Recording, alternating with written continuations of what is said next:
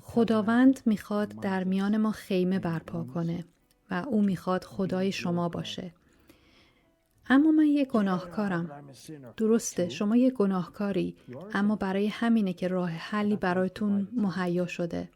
به همین خاطر عیسی مسیح برای گناهان ما جونش رو داد. چقدر حیفه که او برای گناهان شما مرده و شما حتی بهش ایمان نداری. میبینید عیسی مسیح 2000 سال پیش مرد.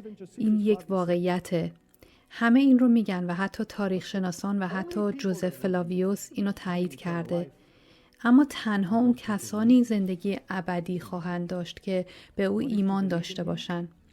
ایمان داشتن به او یعنی چه؟ الف، اینکه شما گناهکاری. ب، باید توبه کرد. 3، هیچ کاری تو این دنیا وجود نداره که انجام بدی تا باعث بشه خداوند تو رو بیشتر از اینی که الان دوستت داره دوست داشته باشه وقتی که تنها پسرش رو برات فرستاد. و قبول کردن عیسی با آغوش باز.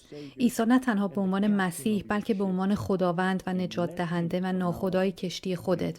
و از الان به بعد به او اجازه بدی که تو رو هدایت کنه. این اون چیزیه که اون منظورش بود وقتی که به اون زن سامری گفت اونهایی که خداوند رو پرستش میکنن او رو در روح و راستی پرستش میکنن.